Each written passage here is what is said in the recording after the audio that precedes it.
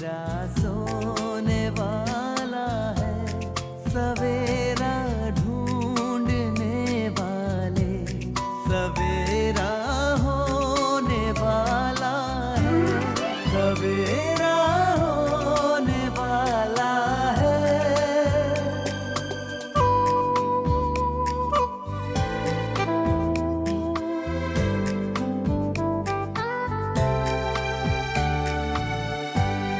खुशी छलकाएंगी किरणें, खुशी बरसाएंगी किरणें, तेरे गम की सियाही को उजाला धोने वाला है, सवेरा होने वाला है, सवेरा।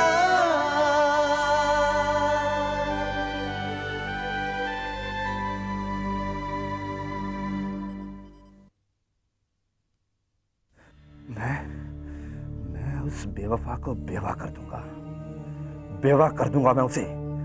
हामिद शाह की जान ले लूंगा मैं, उसे छोड़ूंगा नहीं मैं।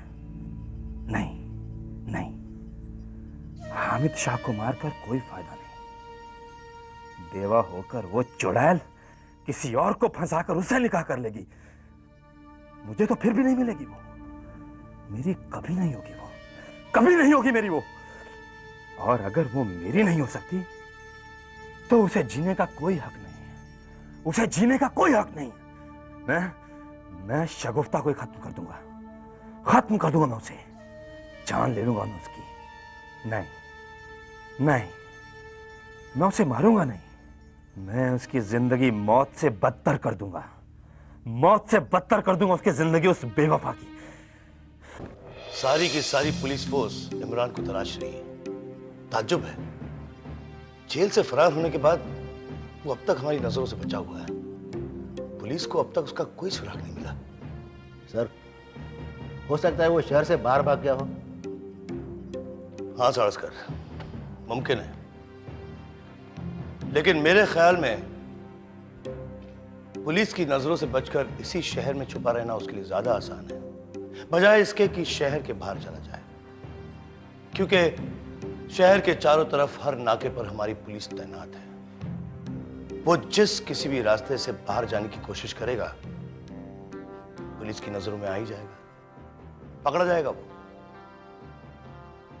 मेरे ख्याल में शगुफ्ता की अम्मी के बाद उसका अगला निशाना शगुफ्ता है।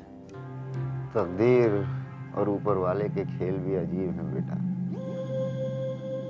मैं और तेरी अम्मी इतने सालों एक दूसरे से दूर रहे, कभी एक दूसरे की खैरियत भी जानने की कोशिश नहीं की,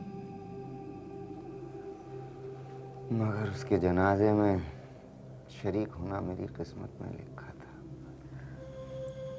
शायद इसीलिए इतने सालों बाद यहाँ आया। मुझे तो बस इसी बात का अफसोस हो रहा है कि इतने अरसे तक अम्मी जिंदा थी और मैं उन्हें मरी हुई समझ रही थी। जरूर अम्मी की कोई बहुत बड़ी मजबूरी रही होगी कि वो इतने अरसे तक छिपी रही, कभी मुझे फोन करने की कोशिश नहीं की, मुझसे मिलने की भी कोशिश नहीं की। मगर ये कैसे मुमकिन हो सकता है कि अम्मी जिंदा थी, इसी शहर में थी और कभी उनकी ख्वाहिश नहीं हुई मुझसे मिलने की।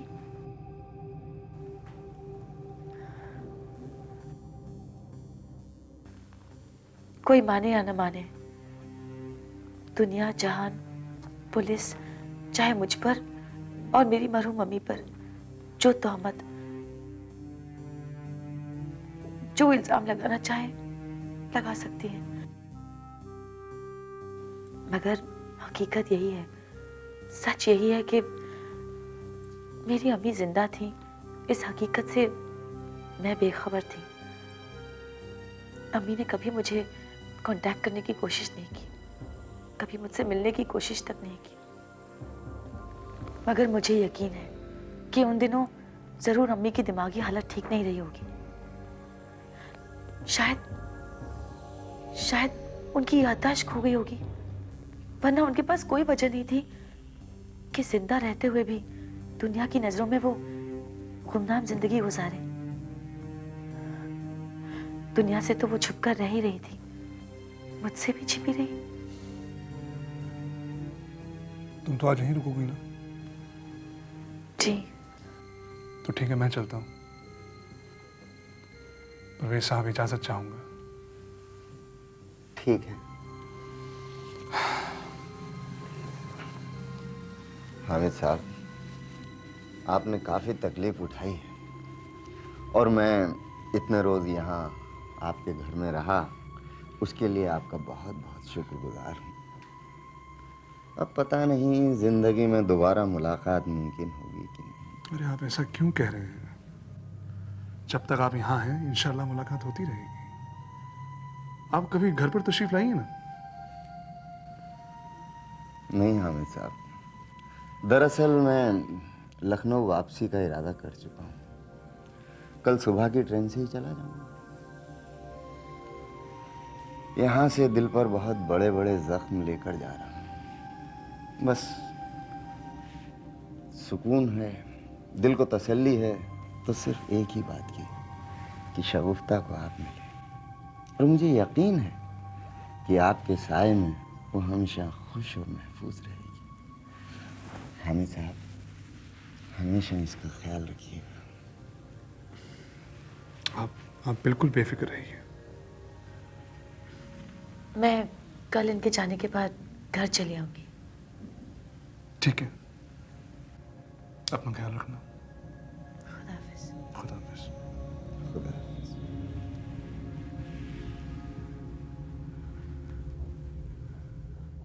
बेचारी शगुफ्ता, अपनी अम्मी की वजह से जिंदगी में बहुत तकलीफें झेली हैं उसने। उस बेचारी पर तो एक एक करके बिजलियां गिरी हैं। बहुत कहर बरपा है उस पर। मैं तो कहती हूँ कि शगुफ्ता की अम्मी जैसी माँ अल्लाह किसी को ना दे। ऐसी मक्कार, बदचलन और शैतान माँ के होने से तो औलाद का यतीम होना ज्यादा बेहतर है। कभी सुकून से नहीं रहने दिया उस औरत ने इस बेचारी को। जो कुछ भी हुआ बहुत अफसोसनाक है अम्मी। मैं तो कहती हूँ कि अच्छा हुआ जो वो इस दुनिया से चली गई, वरना जब तक जिंदा रहती शगुफ्ता के लिए कोई ना कोई नई मुश्किल पैदा करती रहती और इस बेचारी को खामखाई रुसवाइयों का सामना करना पड़ता।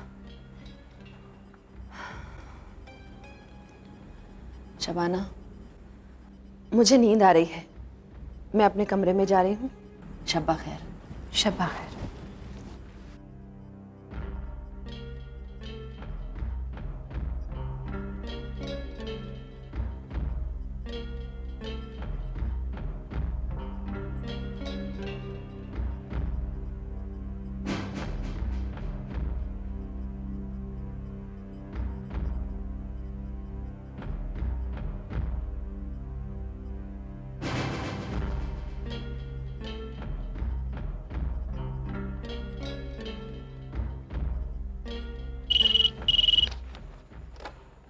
हेलो।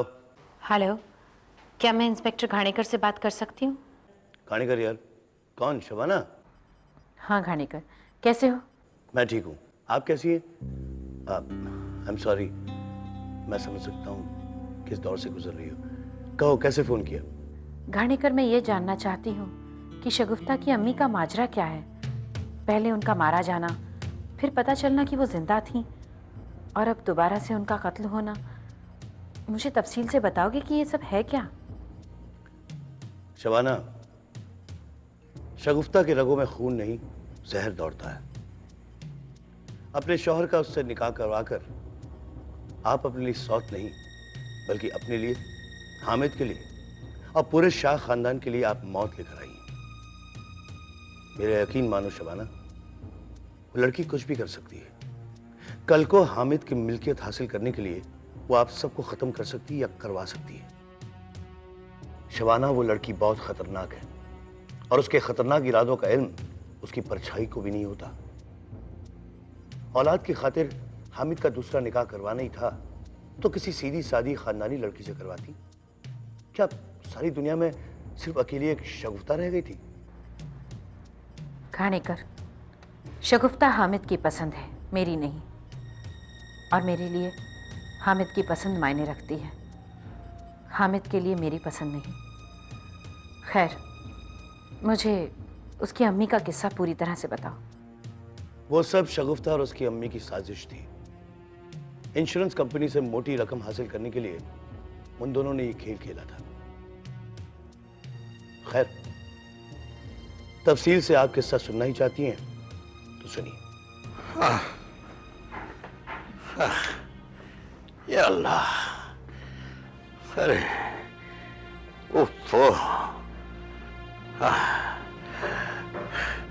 शाहीन बेटे, बेटे एक प्याला गरम गरम चाय मिल जाए तो बहुत अच्छा हो।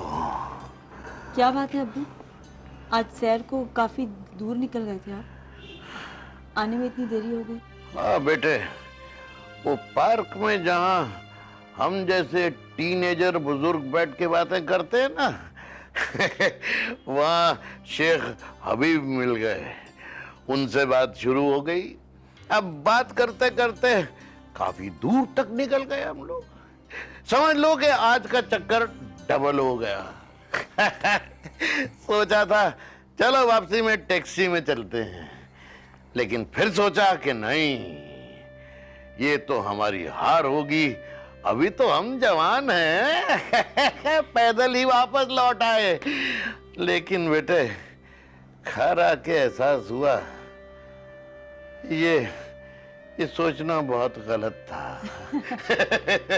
आप भी ना अब्बू, मैं आपके लिए चाय लाती हूँ। हाँ, वो तो ठीक है, लेकिन ये तू सुबह सुबह लिख क्या रही है? ये मेरा इस्तीफा है। इस्तीफा? हाँ अब्बू, मैंने नौकरी छोड़ने का फैसला कर लिया है। वो असद मियां से कोई ऐसी वैसी बात हो गई है क्या? नहीं अब्बू, ऐसी कोई बात नहीं हुई, बस अब मैं वहां नौकरी नहीं करना चाहती। उस दफ्तर में मैं अब कंफर्टेबल फील नहीं करती। अगर ऐसी बात है तो नौकरी से इस्तीफा दे रही है, तो आगे के बारे में क्या सोचा है? अभी तक कुछ नहीं सोचा अब्बू। हाँ, मगर सोचना तो पड़ेगा ना बेटी। उम्र के साथ साथ कुछ अहम फैसले कर लेने चाहिए, उन्हें ज्यादा देर टालना नहीं चाहिए बेटे। देख, तू कहे तो मैं तेरे मामू से तेरे और सईद के रिश्ते के बारे में बात करूं।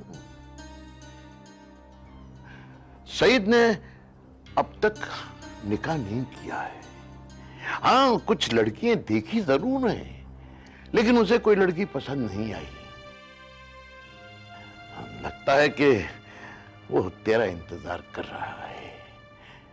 मैं अब भी यही कहूंगा बेटे, इससे बेहतर रिश्ता तेरे लिए दूसरा नहीं है। बस अगर तू इजाजत दे तो मैं आज ही तेरे मामू से बात करता हूं।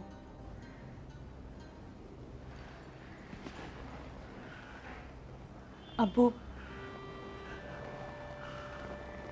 कोई भी फैसला करने से पहले मुझे वक्त चाहिए। मैं अभी इस हालत में नहीं हूं कि कोई फैसला कर सकूं। अब्बू, आप मामू से बात करने में जल्दबाजी मत कीजिए। देख बेटे, मैं अपनी तरफ से तो उसी सूरत में उनसे बात करूंगा जब तेरी तरफ से मुझे पक्की हाँ हो जाएगी। क्योंकि जब उन्होंने रिश्ते की बात चलाई थी तो हमने बात टाल दी थी। लेकिन मैं अब भी यही कहूंगा, ये फैसला करने में तू ज्यादा वक्त मत ले, जल्दी से फैसला कर दे। मैं आपके लिए चाय लेकर आती हूँ।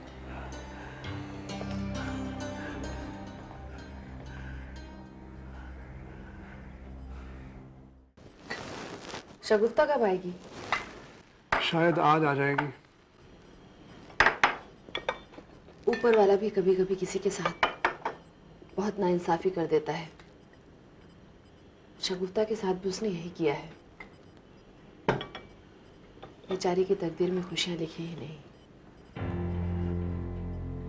उसके माजी से हमें कोई सरोकार नहीं।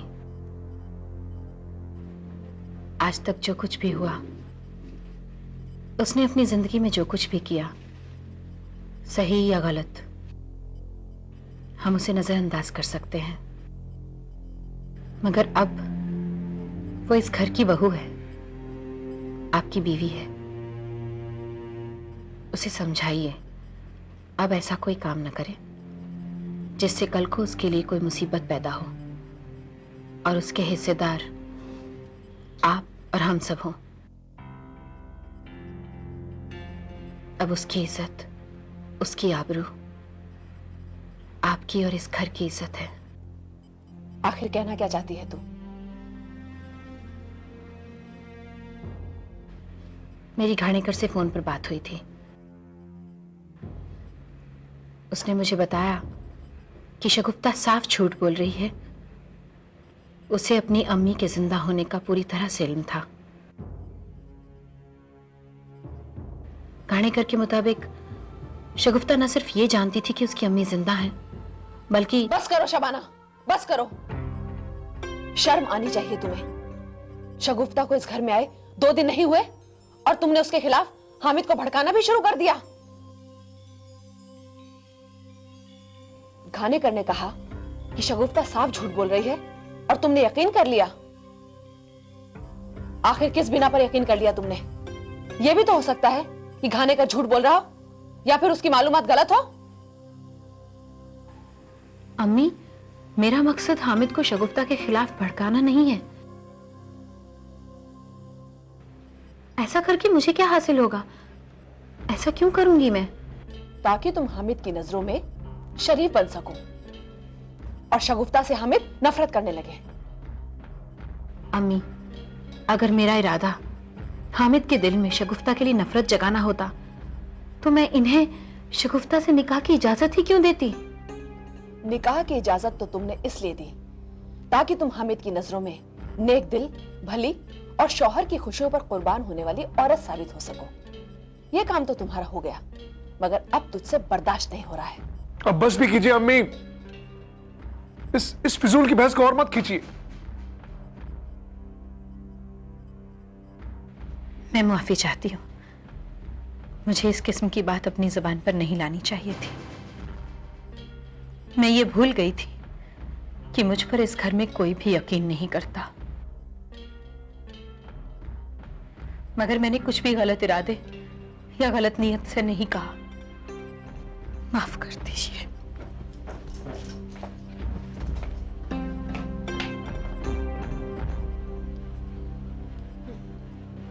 यह सब ड्रामेबाजी है इसकी किसी भी बात पर तवज्जो मत देना।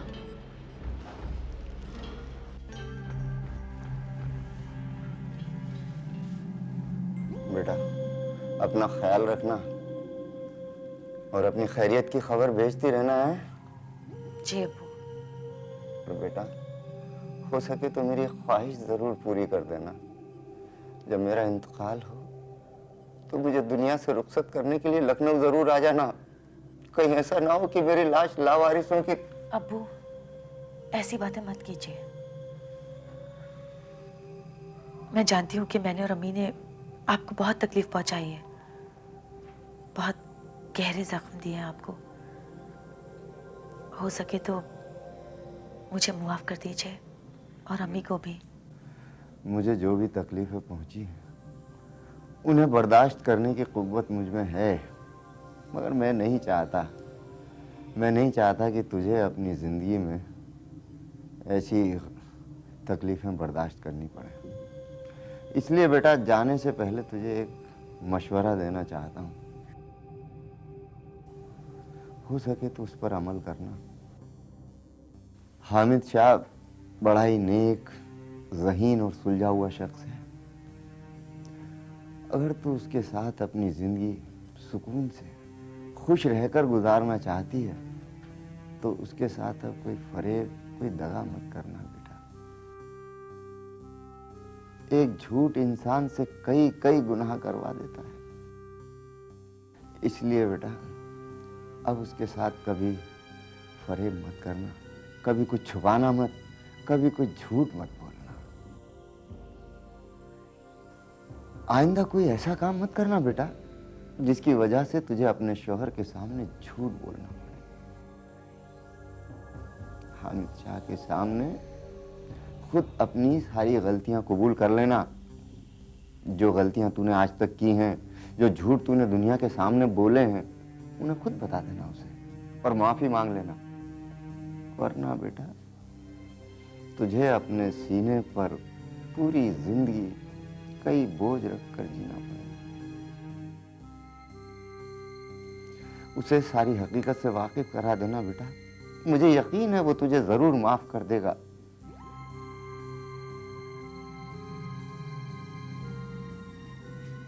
अच्छा, मैं चलता हूँ। खुदा हाफिज।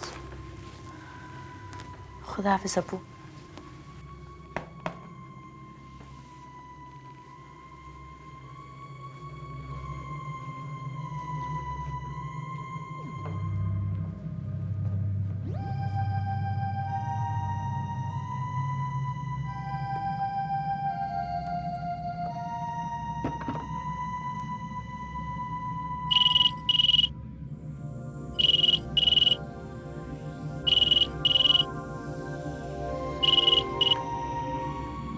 हेलो। शगुफ्ता, जी, आप कौन? इमरान।